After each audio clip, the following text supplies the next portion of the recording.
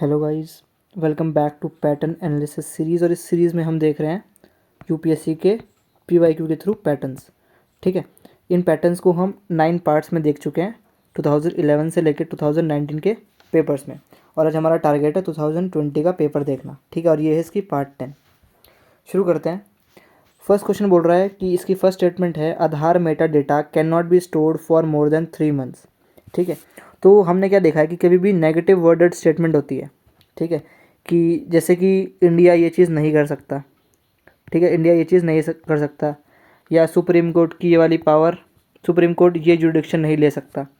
ठीक है, तो जब भी हम नेगेटिव वर्डेड स्टेटमेंट्स देखते हैं तो हमें ध्यान में आना चाहिए कि एक पैटर्न है यूपीएससी का जो स्टेटमेंट गलत करवा सकता है। ठीक है, तो ये स्टेटमेंट गलत है। इसकी थर्ड स्टेटमेंट देखिए, Aadhaar is mandatory for obtaining insurance products. ठीक है, आधार मैंडेटरी है। तो जो भी क्वेश्चन में लिखा है कि समथिंग इज़ मैंडेटरी या कोई भी चीज़ लीगली बाइंडिंग है, ठीक है, तो ये जो है क्वेश्चन को गलत कर देती है। ठीक है, हमारे स्टेटमेंट को रॉन्ग कर देती हैं। ठीक है, तो यूपीएससी जब भी कोई स्टेटमेंट फ्रेम करे और उसमें लिख दे क्या इट इज़ मैंडेटरी या लिख दे इट इज़ लीगली बाइंडिंग, तो स्टेटमेंट को गलत कर देगा वो। ठीक है, तो ये गलत है, ये गलत, ये गलत। तो दो पैटर्न मिल गए हमको, एक नेगेटिव वर्डेड स्टेटमेंट का और दूसरा मैंडेटरी वगैरह बोल दे। तो नेक्स्ट देखो, the Constitution of India defines is basic structure in terms of federalism, secularism, fundamental rights and democracy. तो यहाँ पर जो मैं थंब रूल बोलता हूँ उसे बोलता हूँ nothing is defined in the constitution. कुछ भी डिफाइंड नहीं है। क्यों? क्योंकि हम कहते हैं ना कॉन्स्टिट्यूशन को क्या है, लॉयर्स पैराडाइज है। तो वो आम लोगों के लिए नहीं बना है, वो लॉयर्स के लिए बना है, और लॉयर्स को डेफिनेशन की ज़रूरत नहीं होती है। इसलिए कॉन्स्टिट्यूशन में कोई चीज़ डिफाइंड नहीं है। तो जब भी बोले कि according to Constitution of India this thing is defined in the Constitution, ठीक है, तो जब भी डिफाइन का बोल दे तो याद रखना है आपको कि गलत हो जाएगा वो। ठीक है, नेक्स्ट देखो, the Constitution of India provides for judicial review to safeguard the citizen liberties and preserve the ideals on which Constitution is based. ठीक है, तो जब मैं पेपर देख रहा था तो जब मैंने देखा जब भी यूपीएससी वर्ड यूज़ करता है प्रोवाइड्स, ठीक है, जब भी यूज़ क्या करेगा वर्ड्स प्रोवाइड्स, कि कॉन्स्टिट्यूशन ऑफ इंडिया प्रोवाइड्स, इसका मतलब है कि जो हमारा कॉन्स्टिट्यूशन है उसकी जो बुक है उसमें ये चीज़ एक्सप्लिसिटली लिखी होनी चाहिए। ठीक है, जो भी वर्ड बोलेगा यूपीएससी वो लिखा होना चाहिए वहाँ पर, तभी भी हम तब मानेंगे कि इट प्रोवाइड्स। अगर इम्प्लिसिट है ना तभी भी वो गलत हो जाएगा। ठीक है, इम्प्लिसिट नहीं होना चाहिए, प्रोवाइड्स लिखा है तो एक्सप्लिसिट होना चाहिए। जैसे यहाँ बोल रहा है कि it provides for judicial review. देखो, अगर हम वैसे बोलें तो हाँ जुडिशियल रिव्यू तो है इंडियन कॉन्स्टिट्यूशन में, लेकिन यूपीएससी ने स्टेटमेंट को गलत माना था, क्योंकि यूपीएससी के अकॉर्डिंग प्रोवाइड्स का मतलब है कि वहाँ पर एक्सप्लिसिट मेंशन होना चाहिए। ठीक है, तो जब भी यूपीएससी आपको कहे कि according to Constitution of India this thing is provided in the Constitution, तो आपको ध्यान रखना है प्रोवाइडेड का मतलब है कि उसका एक्सप्लिसिट मेंशन होना चाहिए कॉन्स्टिट्यूशन में। ठीक है, तो जब भी ऐसा बोले कि प्रोवाइड्स, कॉन्स्टिट्यूशन प्रोवाइड्स, तो आपको ये ध्यान रखना है। ठीक है, और ये इसकी वजह से गलत हो जाती है स्टेटमेंट। नेक्स्ट देखो, गोल्ड ट्रांच के बारे में बात कर रहा है, इनमें से क्या है। अब इसका ऑप्शन सी और डी एक जैसे ही है। Credit system granted by WTO, credit system granted by IMF. तो हम क्या पढ़ रहे हैं तब से, अपने 9 पार्ट्स में यही पढ़ चुके हैं कि जब भी दो स्टेटमेंट्स एक जैसी हों इन्हें हम कहते हैं कन्फ्यूजिंग स्टेटमेंट्स। कि एग्जामिनर ने एक स्टेटमेंट बनाई और जो कि सही थी, उसके बाद उसकी मिलती जुलती स्टेटमेंट एक और बना दी जो कि गलत है। ठीक है, कन्फ्यूज़ करने के लिए। तो आपको अगर आंसर मार्क करना है और आपको नहीं आ रहा है तो इन दोनों में से ही मार्क करिएगा आप। ठीक है, नेक्स्ट देखो, with reference to provisions contained in part 4 of the constitution. पहला स्टेटमेंट है they shall be enforceable by courts, और दूसरा they shall not be enforceable by any court.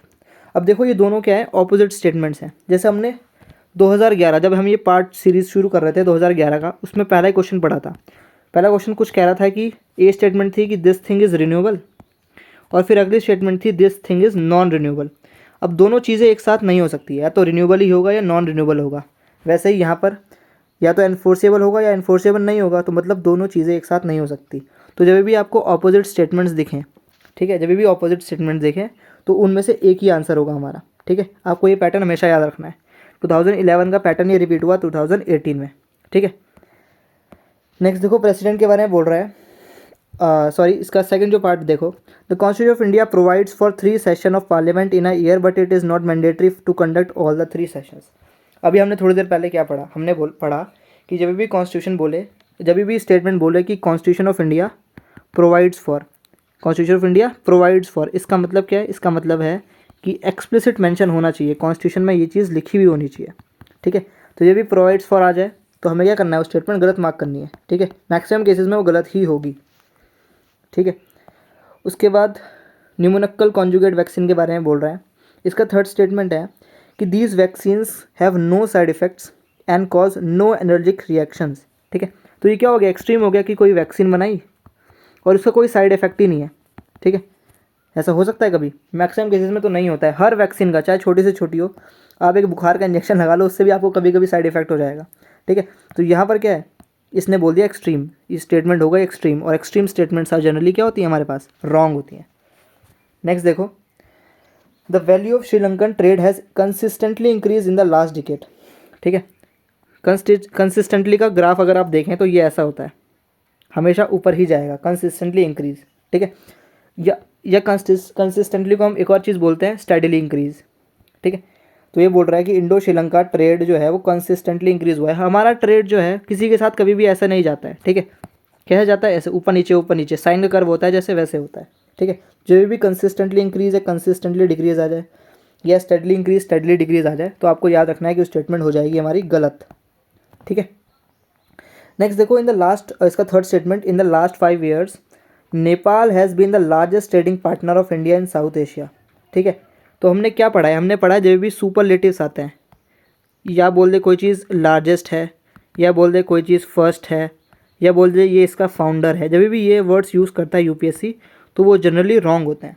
ठीक है, हमने बहुत सारे एग्जाम्पल्स में देख लिया है, अपने 9 पार्ट्स में हम यही देख रहे हैं कि जब भी सुपरलेटिव्स आते हैं तो मैक्सिमम केसेस में गलत हो जाते हैं। ठीक है, तो ये भी गलत है, लार्जेस्ट नहीं होगा। ठीक है, नेक्स्ट देखो, इन रूरल रोड कंस्ट्रक्शन, इनमें से क्या क्या एनवायरनमेंट फ्रेंडली है। अब इसका ऑप्शन सेकंड और ऑप्शन 4 पे नज़र मारो एक बार। ऑप्शन सेकंड बोल रहा है कोल्ड मिक्स एसफॉल्ट टेक्नोलॉजी, और ऑप्शन 4 बोल रहा है हॉट मिक्स एक्सफॉल्ट टेक्नोलॉजी। ठीक है, तो ये दोनों स्टेटमेंट्स क्या हैं, ऑपोजिट है। ये स्टेटमेंट क्या है, ऑपोजिट है। हमने अभी ऊपर ही देखा था, ये देखो, पार्ट 4 से रिलेटेड बोल रहा था they shall be enforceable by courts, और they shall not be enforceable, मतलब क्या थे, ये ऑपोजिट स्टेटमेंट थे और इनमें से एक ही सही होगा। तो सिमिलरली यहाँ पर भी हो रहा है कि या तो कोल्ड ही होगा या वार्म हॉट ही होगा। ठीक है, एक ही चीज़ होगा, तो इनमें से एक ही सही होगा, बस आपको यह ध्यान रखना है, और इसका एलिमिनेशन करके आपका आंसर आ जाएगा। ठीक है, next, with reference to solar water pumps, solar powers can be use for running surface pumps and not for submersible pumps. तो देखो, ये वाला बहुत अच्छा पैटर्न है। इसमें क्या करता है एग्जामिनर, मान लो ए स्टेटमेंट बना रहे हैं, अब एग्जामिनर के माइंड में चलते हैं हम कैसे स्टेटमेंट बनाई होगी उसने एक कहीं से बुक से लिया है, किसी आर्टिकल से लिया है एक स्टेटमेंट जो कि सही है, उसने लिख दी। उसके बाद उसको वाली स्टेटमेंट गलत करानी थी, तो यहाँ पर कुछ वर्ड्स यूज़ लिखेगा, जैसे लिखेगा वेयर एज, या लिख देगा बट, या लिख देगा एंड। ठीक है, और उसके आगे वो एक नेगेटिव स्टेटमेंट जोड़ देगा। ठीक है, जैसे यहाँ पर हुआ है, solar powers can be use for running surface pumps and not for submersible pumps, जैसे उसने लिखा नॉट फॉर सबमर्सिबल पम्प्स, ये हो गया गलत। ठीक है, इसका सेकंड स्टेटमेंट देखो, solar powers can be use for running centrifugal pumps and not for ones with piston, तो वही हुआ है। सबसे पहले एग्जामिनर ने एक सही स्टेटमेंट बनाई, उसके बाद एंड लिख दिया, या वट लिख दिया, या वेयरएज लिख दिया, और यहाँ से एक नेगेटिव स्टेटमेंट चालू कर दी। ठीक है, कि ये चीज़ नहीं कर सकता, इंडिया में ये तो है लेकिन ये नहीं है। जब भी इस टाइप से क्वेश्चन आते हैं तो स्टेटमेंट्स होती हैं रॉन्ग। ठीक है, अब आप इसको चाहे 5 साल में सीख लो या 1 साल में सीख के प्रीलिम्स क्लियर कर लो। ठीक है, ये आप पे डिपेंड करता है। ठीक है, ये मेरे को भी काफ़ी टाइम लगा है सीखने में, लेकिन आ गया है। तो अगर आप ऐसे एनालिसिस करोगे तो भाई क्वेश्चंस रेयरली रॉन्ग होंगे। ठीक है, तो दोनों स्टेटमेंट गलत है इसमें। Next, with reference to chemical fertilisers in India consider the following statements. पहला है, at present the retail price of chemical fertilisers is market driven and not administered by government. देखो, हमने थोड़ी देर पहले तो पढ़ा कि स्टेटमेंट क्या करेगा एग्जामिनर, पहले एक पॉजिटिव स्टेटमेंट बनाएगा, उसके बाद लिख देगा एंड नॉट, ठीक है, या बट नॉट। उसके बाद एक और स्टेटमेंट लिखेगा जो कि नेगेटिव होगी, जैसे retail prices of chemical fertilisers is market driven and not administered by government. तो पॉजिटिव स्टेटमेंट थी, उसके बाद क्या हो गई, एक नेगेटिव स्टेटमेंट हो गई। जैसे पिछले वाले में यहाँ तक पॉजिटिव थी और इसके आगे नॉट फॉर सबमर्सिबल पंप्स, तो ये नेगेटिव हो गई। तो यहाँ पर अगर ये गलत है तो यहाँ पर भी गलत है। ठीक है, बस आपको ये पैटर्न्स याद रखना है। नेक्स्ट देखो, Great India Desert National Park के बारे में बोल रहा है, there is no human habitation inside the park. तो ये क्या है, एक्सट्रीम वर्ड है, नो। ठीक है, एक्सट्रीम वर्ड है, और एक्सट्रीम वर्डेड स्टेटमेंट्स क्या होती हैं, गलत होती हैं। ठीक है, और हम देखते हैं लास्ट, जेट स्ट्रीम्स अकर इन नदर्न हेमिस्फीयर ओनली, सिर्फ नदर्न हेमिस्फीयर में मिलती है। ठीक है, तो एक्सट्रीम स्टेटमेंट है, एक्सट्रीम स्टेटमेंट ओनली या ऑल, ये सब क्या होती हैं, एक्सट्रीम्स होती हैं, और एक्सट्रीम स्टेटमेंट्स क्या होती हैं, गलत होती हैं। ठीक है, अब ये वाला देखो, the temperature inside the I of cyclone is nearly इतना। उससे पहले ये देखो, अभी कोई चिल्लाना शुरू करेगा यहाँ पर कमेंट्स में या जहाँ पर भी कि यहाँ पर भी तो ओनली लिखा है, लेकिन पूरा तो पढ़ो। पूरा बोल रहा है कि ओनली सम, सिर्फ कुछ, ये नहीं लिखा उसने ओनली, ठीक है, या ऑल ऐसा नहीं लिखा उसने। अगर वहाँ लिख देता ऑल तब वो गलत हो जाता। उसने लिखा है only some cyclones develop an eye, तो सही है, कुछ साइक्लोन्स डेवलप करते हैं आई, ठीक है। नेक्स्ट देखो third statement, the temperature inside the I of a cyclone is nearly 10 degrees lesser than of the surroundings, ठीक है। इन टाइप में क्या होता है कि यूपीएससी क्या करता है, वर्ड्स का ऑपोजिट लिखता है, ठीक है। मान लो उसने अगर लिखा है कोल्ड, कोल्ड करंट लिख दिया, तो आपको ध्यान रखना है इसका ऑपोजिट यूपीएससी लिख सकता है वार्म करंट, या वार्म की जगह कोल्ड लिख देता है, ठीक है। कभी कभी क्या होता है कि कोई चीज़ हायर हो रही होती है, उसको यूपीएससी लोअर लिख देता है, ठीक है। कोई चीज़ ईस्टर्न मोस्ट होती है, यूपीएससी इसको कभी कभी वेस्टर्न मोस्ट लिख देता है, तो आपको ऐसे ध्यान रखना है। तो यहाँ पर यूपीएससी ने क्या किया, it is nearly 10 degrees lesser than of the surroundings. Eye का टेम्परेचर जो होता है वो 10 डिग्री लेसर होता है। देखो असलियत में लेसर नहीं होता है, ये ग्रेटर होता है, 10 डिग्री ज़्यादा होता है आई पे टेम्परेचर, क्योंकि एयर सबसाइड करती है आई पे, एयर सबसाइड करेगी तो वहाँ का टेम्परेचर बढ़ जाएगा, ठीक है, इसलिए यहाँ पर ग्रेटर होता है। तो आपने क्या सीखा यहाँ से, ये सीखा कि जब भी यूपीएससी लेसर लिख दे तो आपको ध्यान रखना है उस लेसर की जगह कभी ग्रेटर भी हो सकता है, कोल्ड की जगह वार्म भी हो सकता है, ठीक है, हायर की जगह लोअर भी हो सकता है। तो ऐसे करके आपको एनालिसिस करनी है, ठीक है। तो आज हमने देखे हैं बहुत सारे क्वेश्चंस, ठीक है, इतने सारे देखने हैं, आपको इतने सारे पैटर्न्स पता चल चुके हैं, ठीक है। आपको क्या करना है, ये वाला पेपर लेना 2020 वाला, ये कोई सा भी लो, उसमें खुद से पैटर्न्स ढूंढो, ठीक है, मेरे करने से तो कुछ होगा नहीं, आपको खुद ढूंढना है। एक कॉपी लो, जहाँ पर भी टैब लो, जो भी लिखो, उन पैटर्न्स को लिख लो, ठीक है। उन पैटर्न्स को लिख के उन्हें याद करते रहो, उन्हें फॉलो करते रहो, ठीक है। और अपने याद रखो ये जो मॉक्स वगैरह होते हैं ना, उनमें ही अप्लाई नहीं होंगे, कहीं आप ये मॉक्स में लगाओ और फिर आपके स्कोर आ जाए -10 तो आप घबरा जाओ। देखो मॉक और यूपीएससी में उतना ही फ़र्क होता है जितना ज़मीन और आसमान में होता है, ठीक है। मॉक्स कभी रेप्लिकेट कर ही नहीं सकता यूपीएससी को, तो आपको ध्यान रखना है, क्योंकि मॉक्स जो है वो डर के लिए बनाए जाते हैं, जो डर गया वो कोचिंग गया, ये इनका वो होता है फिनोमेना, ठीक है, मॉडस ऑपरेंडी है इनका, जो डर गया वो कोचिंग गया। तो आपको डरना नहीं है, आपको सिर्फ पीवाईक्यू करना है और ऐसे पैटर्न्स ढूंढना है, ठीक है। मिलते हैं नेक्स्ट वीडियो में, टाटा बाय बाय।